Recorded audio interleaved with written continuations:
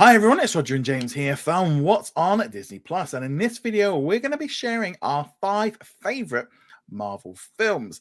So let's just jump into it. And these are in no particular order. There's not like wonderful, it's hard enough trying to whittle them down to 5, let alone put them into order. So for me, I'm going to go with Captain America: Civil War. This one was, for me, it hit on many different levels of. I think obviously the introduction of Spider-Man in there had a big influence, but just seeing hero versus hero on the screen for what was essentially the first time we've seen that. We've seen it in the comic books, we've seen it in the video games. It was kind of like the first time we've seen it ever on screen, the way it was done with 2 different teams, and it wasn't there was no big villain. I know obviously Baron Zemo was a villain, but he was manipulating them into fighting each other. I love that whole aspect. Plus, you had that amazing triple threat match at the end between the 3 of them. That just was great. And you've got the introduction of Black Panther.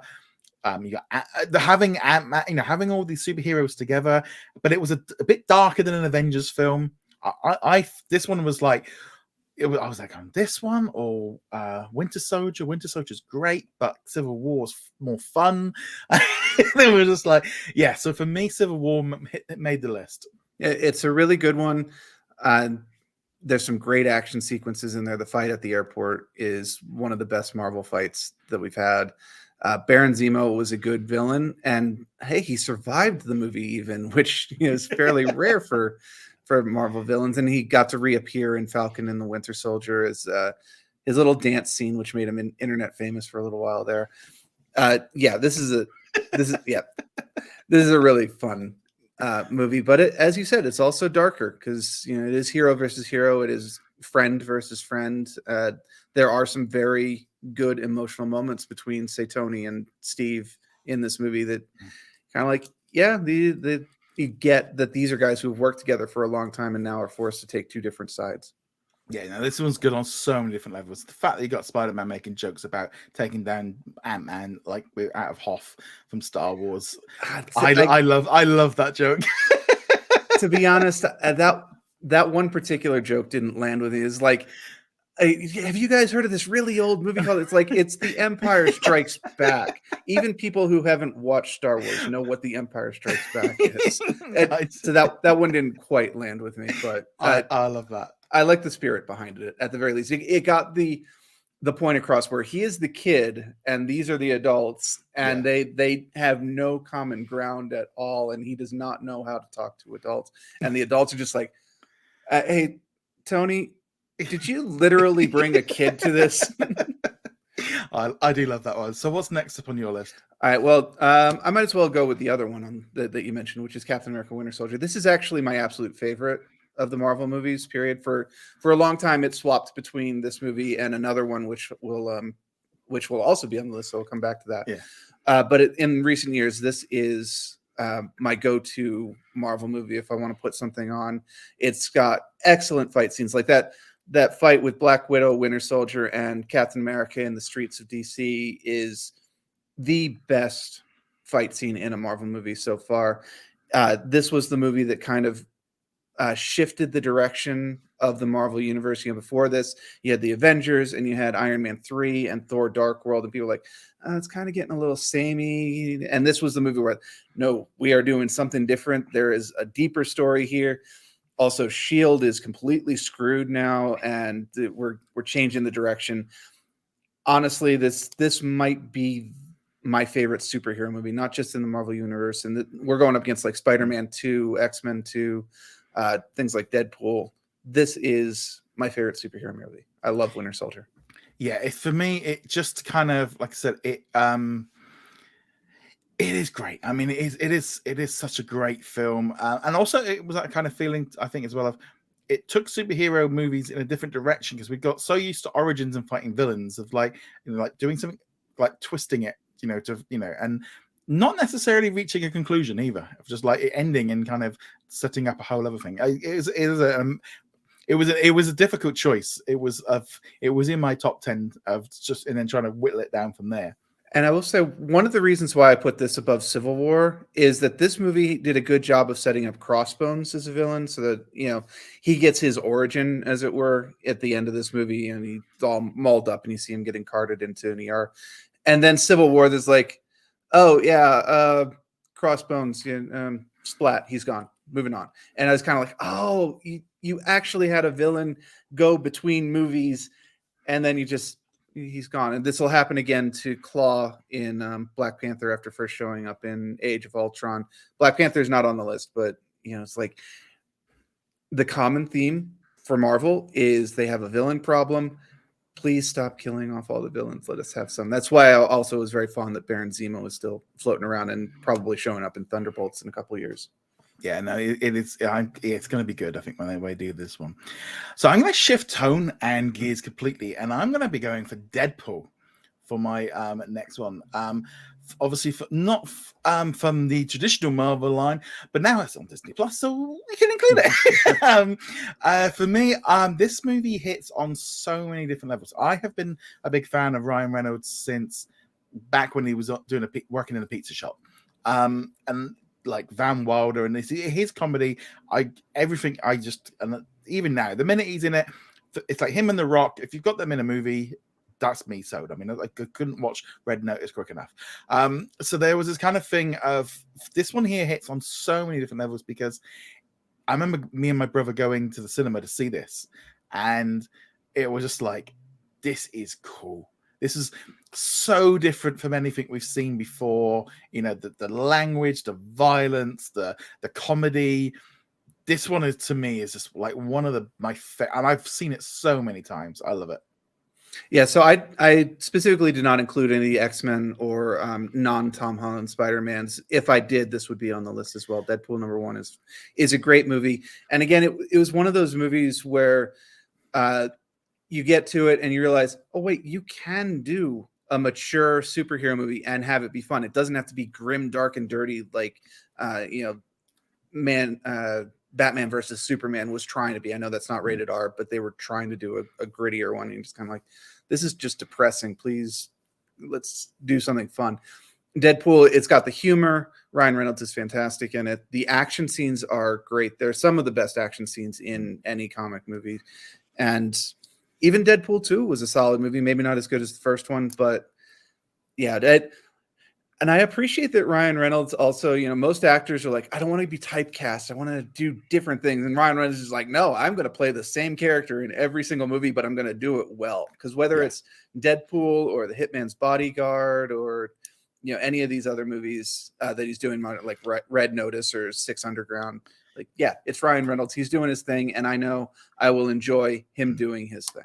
And also, it feels like with Deadpool, that's like where they turn it up. It's like they turn it up, man. Yeah, for me, this was like, and this was like, it was this and Shang-Chi were like, which one's going to stay on my list? Which one's going to, because Shang-Chi was on the list, and then Deadpool kind of flipped it off. Yeah. Well, let's transition to that, because since I did not include Deadpool on my list, Shang-Chi is on my list. Good. So, so this is the most modern one on my list. This is from Phase 4. The dragon fight at the end still annoys me to absolutely no end. I think it is complete, like, unnecessary and makes no sense for the story.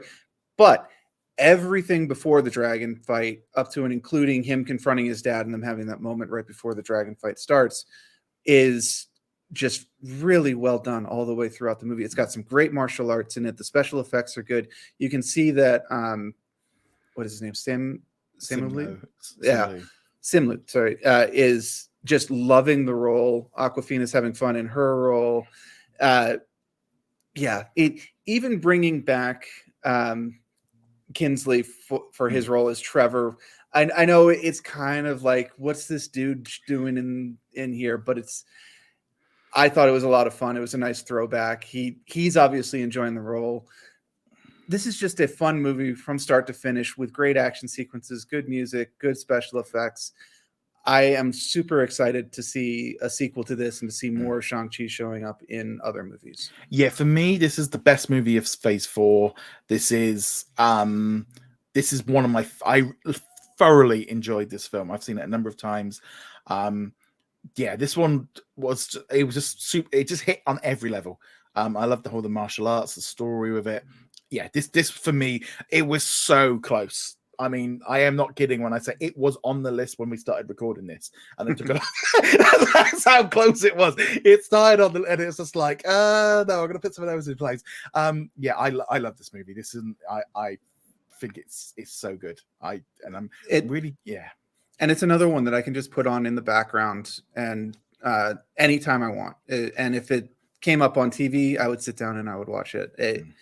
I I like it a lot. I like how they took some kind of throwaway references in Iron Man 1 and 2 and or Iron Man 1 and 3, sorry, and turned it into its own thing and made it work. Even if it's not the way the comics work, that's fine. They're doing their own thing and it fits there quite nicely.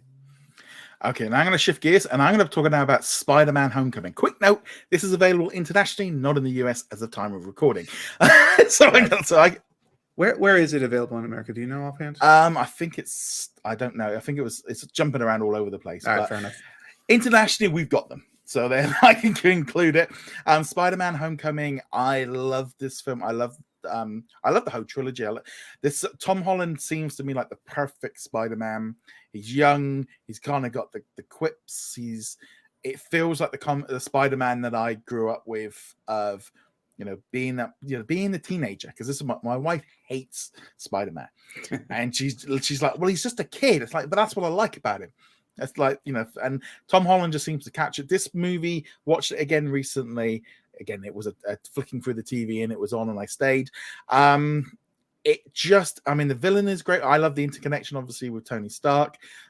But I like the fact that they did the origin so differently. I mean, obviously we saw him in Civil War, so we'd had the little intro. It was like, yeah, guys, we've done 6 movies with it, or we've done 5-6 movies with Spider-Man. We don't need to retell it again. We can do it a different angle. Loved it. It's just, I love this movie. And climbing up the obelisk at in Washington, that whole thing. I like the fact they took it out of New York for a little bit, and the boat scene. It's just a fantastic one. Yeah, so I don't have any Spider-Mans on my list, but if there was going to be one, it would be this one. Homecoming is my favorite of the Tom Holland Spider-Mans. Actually, I'll take that back. Spider-Man 2 with Tobey Maguire would be on the list if I was going to include one. But Homecoming is fantastic. The Vulture was a really good villain. I liked what they did with Mary Jane in this one. His best friend Ned is great, and I wish he would get included more. We'll kind of see what his status is after the results of No Way Home. But this is just a really good Spider-Man movie. They understand the character, that's what I love about it. And you mentioned Tom Holland.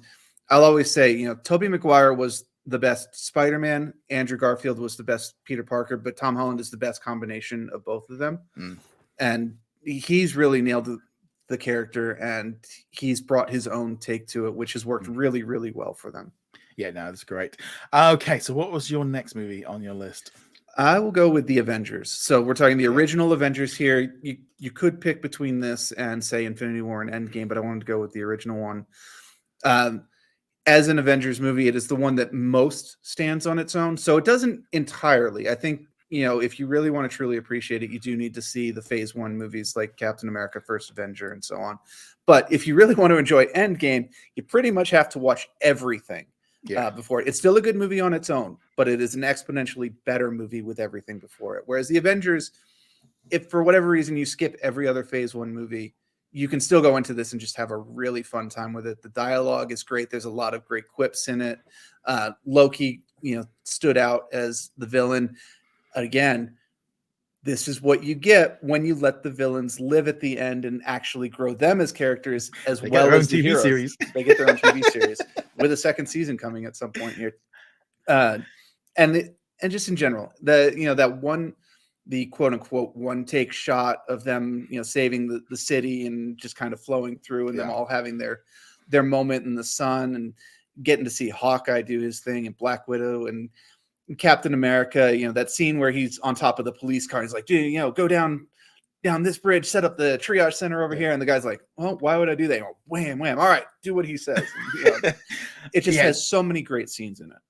And I'm not gonna lie, this was on my top 5 as well. This is going to be my next one. So, this one again, it was the first of its kind.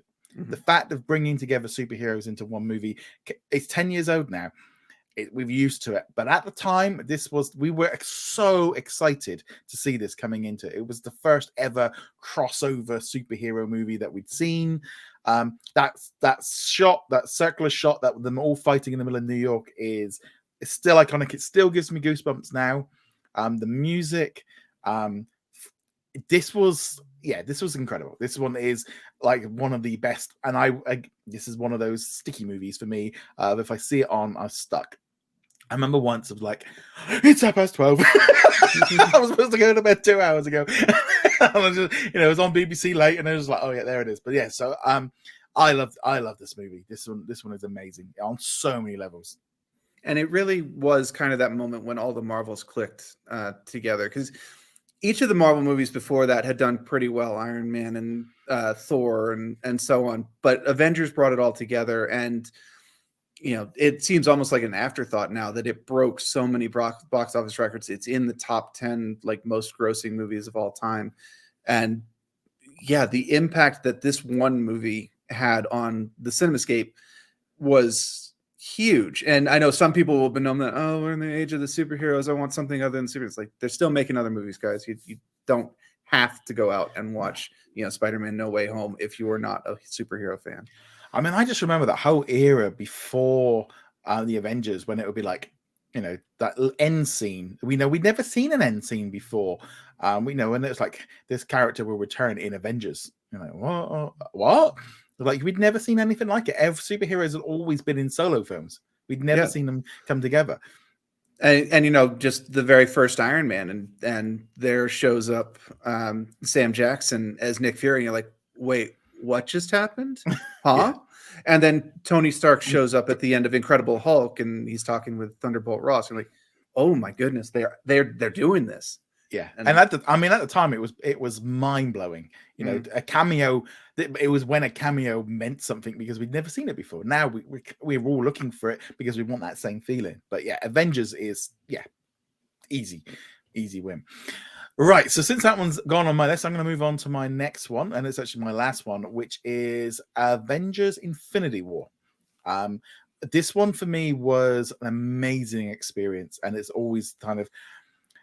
I don't think I will ever forget that feeling of when that film ended and the credits started rolling and my entire cinema. I mean, I got goosebumps then. Of the entire cinema was packed. It was heaving, and people were standing up, like hands on head, like. And British people at cinemas do not react. This is not. We don't react. We just get up and leave. And it's like this was like people were standing around and going, huh? Because the superhero movie had ended and they'd been wiped out.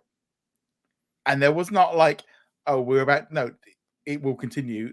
We'd never seen anything like this, where half the population of the universe has just been wiped out. We'd just seen Spider-Man and Black Panther, just basically killed. And it was like, this was, and it was amazing. This was the epic of bringing we'd never seen anything like this, of bringing together what at the time, maybe 15 films or something like that, 18, I think it was. It was incredible. And that moment, Endgame gets a lot of press because obviously it was the end of the story and we had the big battle and all that. But I feel Infinity War was the better of the two movies. Infinity War to me is an incredible film that can only work because they put the work in.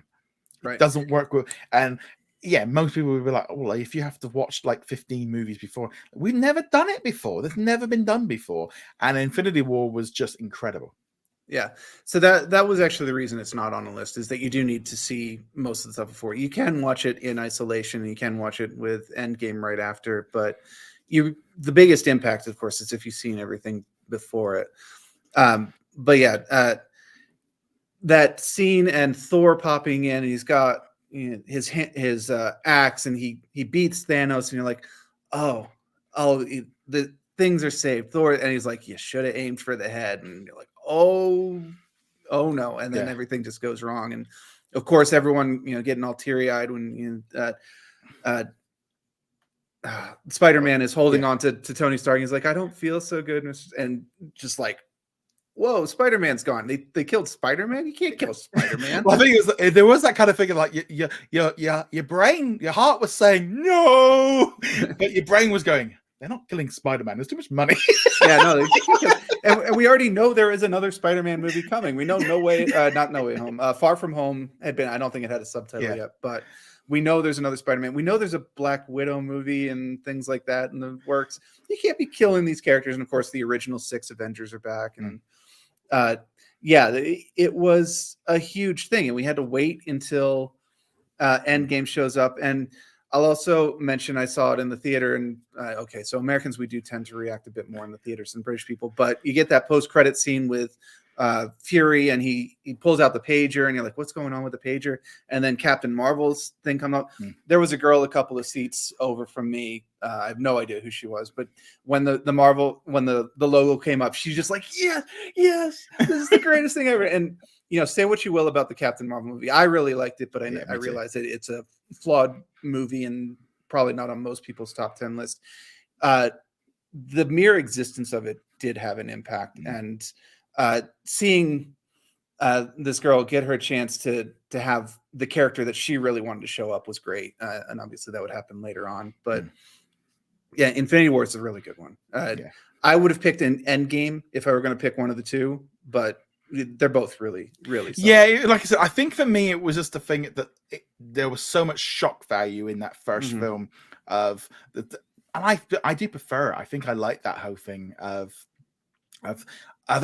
not ending on a good note and having a cliffhanger, which we don't see very often in movies. No, I mean, you had it in like Back to the Future 2, where Doc Brown's gone. Oh wait, no, he's in the past, and then you got now you have to wait for Back to the Future 3, or even Pirates of the Caribbean 2 and 3, where you get to the end of 2 and it's like, oh wait, it hasn't been resolved. Wait, what's Jeffrey Rush doing here? Oh, there's a third one. I know people were actually really upset because Disney did not market that it was part 2 of 3, but different thing.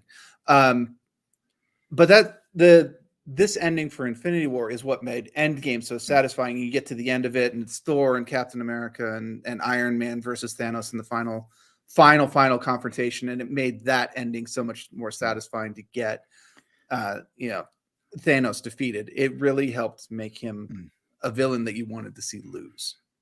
Okay, so what else is on your list? So I've got 2 more because we both did the first Avengers movie. So I've got 2 left, and I will go. You remember I mentioned Winter Soldier and another movie were kind of swapping back and forth as my favorite. It really depended on which I saw more recently, and that was Guardians of the Galaxy 1. Just an excellent sci-fi movie. Again, a movie where you go and it's a Marvel movie. This is not like any of the Marvel movies I've seen before. Maybe Thor is the closest to it, and getting Chris Pratt in there doing this very interesting take, almost Johnny Depp, Pirates of the Caribbean style take for Star-Lord, who is a very different character in the comics up to this point. Gamora, Rocket, and Groot stealing the show, Drax being fantastic. This was just a really, really fun movie. And it's amazing to think this came out the same year as Winter Soldier, and those are my top 2 favorite ones. Like this was the best year of Marvel movies for me. But yeah, Guardians of the Galaxy 1. It was in that I really enjoyed this one. Really loved it. It was just like 8 or 9. It was just quite a bit there. I loved it. I thought it was great. But it was for me.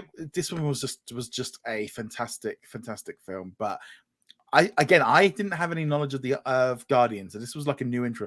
I think if I remember rightly, I think I took my dad to see this one at the cinema because I said it was just a Marvel movie, and I remember him kind of getting, we got in the car back and he goes, there was a talking tree and a talking raccoon. It just threw him off. I think it brought down for him. It was like, this is stupid. And I can see that. I mean, that's certainly understandable. If you don't click with Groot, then he just turns into it's a tree and he just says, I am Groot over and over. Why are you tearing up when he's saying we are Groot? And like, if you don't get it, then you don't get it. And that's fine.